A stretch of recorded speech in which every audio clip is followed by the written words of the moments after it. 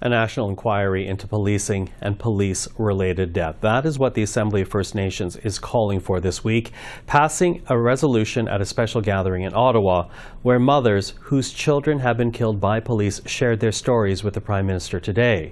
That included Edith Wells, whose son John was killed by Calgary police in September. And his last words were, "I don't want to die.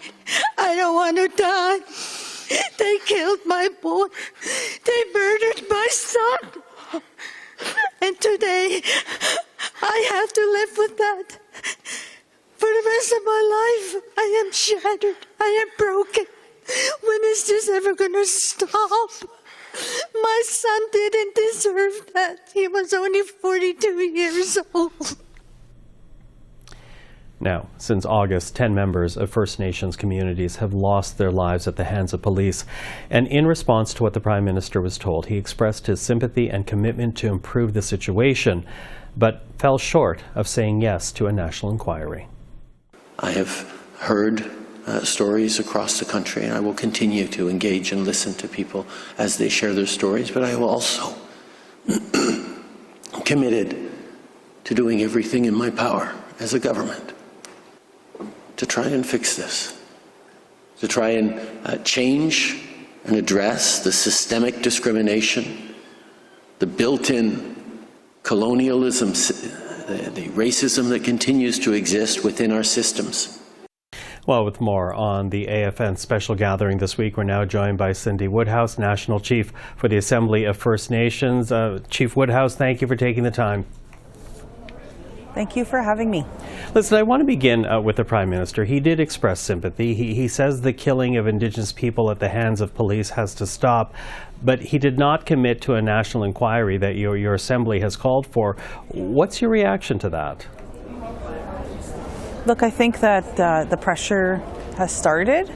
We had passed our resolution yesterday, and you've seen mothers today with an impassioned speech. And I think that it's important that the Government of Canada, and in fact all members of Parliament, call for an inquiry into the police brutality and killings of First Nations people. And I think that it's just systemic racism. It's also showing a pattern across this country, and we need to figure out why. Why is there so many First Nations people being killed in this country? And certainly there's mothers that have been coming forward, and we've seen from a couple of mothers today, and my heart goes out to them. Mm-hmm. Now, there have already been 2 national inquiries. I don't have to tell you that. The Truth and Reconciliation Commission, the National Inquiry into Missing and Murdered Indigenous Women and Girls. There are still outstanding calls to action from both those final reports. So why is it important to have an inquiry into policing? Can't reform or changes be made without one? Look, certainly, I think that there's a lot of inquiries and commissions that have been done in the past, and at the same time, like, it just seems like in a month and a half that we've had 12 First Nations people killed at the hands of police, and I think that we have to figure out why and really laser focus on police and people in custody, and listen to the voices of those mothers. It's too important to leave this issue yet again at the same time when we do commissions in this country and inquiries, that we actually get the work done.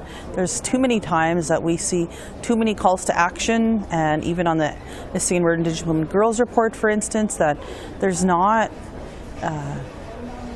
they go unaddressed. So I mean, we have to keep fighting for change. And certainly, I think of the late Marie Sinclair at this moment. I know that at one point in the early 90s, at the killing of J.J. Harper, that they had in the province there an Aboriginal Justice Inquiry. But I think that it's important that we do a national inquiry and figure out why so many First Nations people are being killed at the hands of police. Mm-hmm. And I appreciate that it would be the work of a national inquiry that looks at root causes. But when you look at the issue, and you who have been involved in Indigenous rights throughout your whole professional career, what do you think is behind it? Is this the way we are raised here in Canada? Is it the way police are trained? What do you think is at issue here?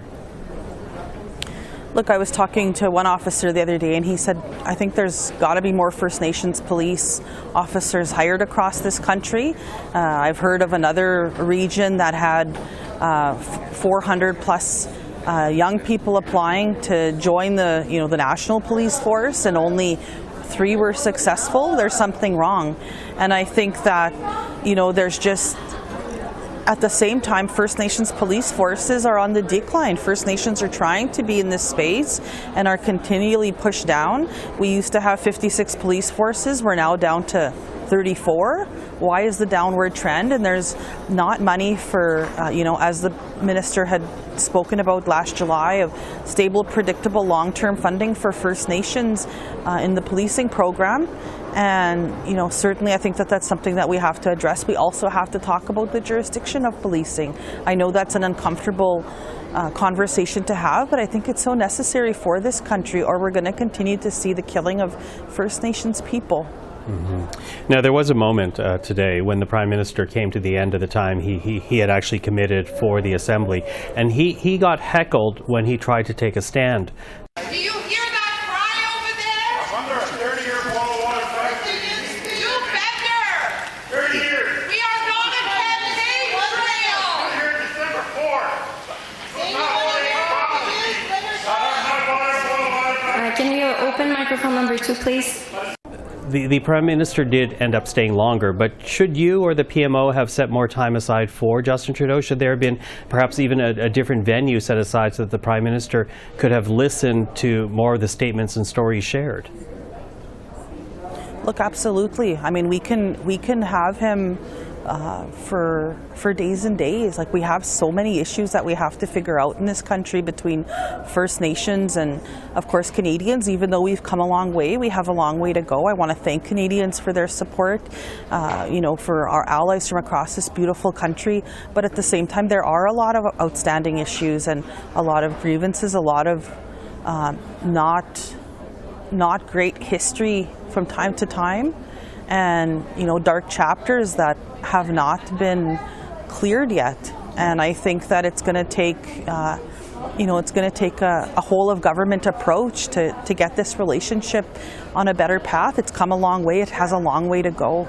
And so I just look to all members of Parliament, including the Prime Minister and future Prime Ministers, to make sure that First Nations that they work with First Nations people and to be at the forefront, because I think we don't want to regress back to, a time when First Nations and the government were not talking at all at the table. I think that was really hard. It's hard to talk, as we've seen today, it's hard to have those conversations with each other in such a short period of time. So absolutely we need more time. Chief Cindy Woodhouse, I really appreciate this. Thank you for the time this evening. Thank you.